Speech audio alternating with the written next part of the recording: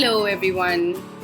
So today, let's decoupage a chocolate or a cookie tin. While priming and painting the tin, you will not paint the area on the lower half that goes under the lid, as the lid is quite tight and the paint might scratch off due to friction.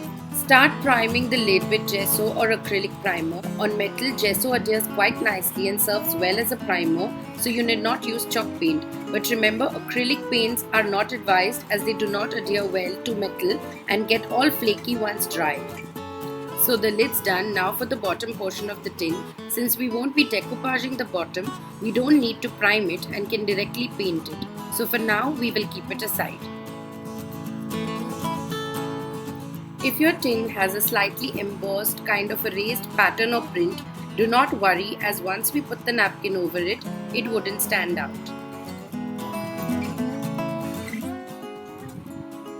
So I've been wanting to use this napkin for a long time now and found it befitting as I was converting this cookie tin into a tea container.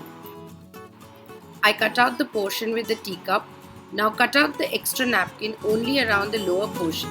I cut it out around the saucer and the rose.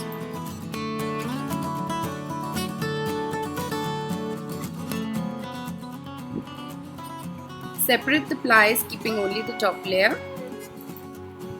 Place the napkin onto the lid and start gluing it down using decoupage glue on a small area at a time.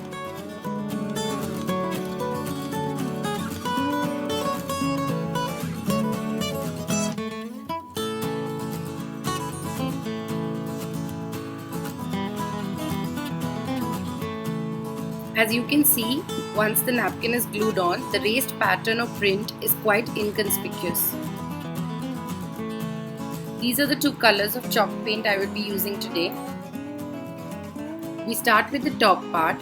I'm using a blush pink shade matching the napkin for the top portion. The division of the lid into two parts is the place where we snipped off the excess napkin near the saucer. However, I would not be having a very clear crisp line dividing the two colors, but would be going in for an uneven finish. Dab the paint onto the napkin at places to blend it all together.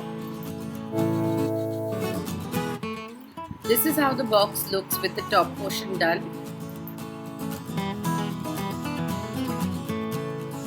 The lower portion of the tin would also have two colors. As you can see, I have painted it the same color as the lid, except for the portion that goes under the lid.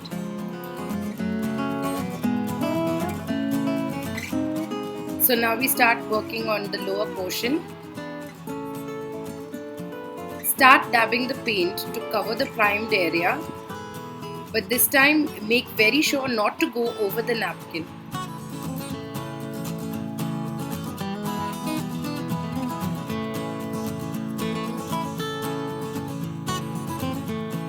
Using a very fine brush, fill in the gaps around the napkin.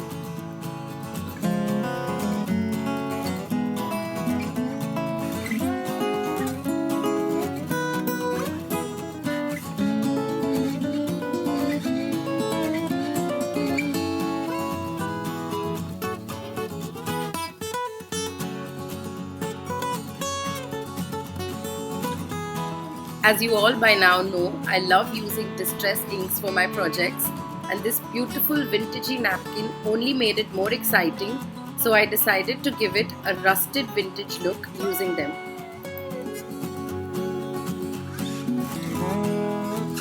Just lightly rub the brownish colored ink pads along the edges to give it a weathered, rusty effect.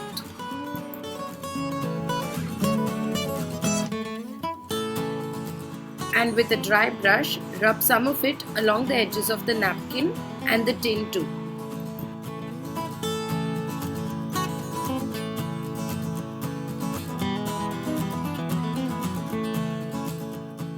Once done with the inks, lastly coat the entire box with water-based wood varnish.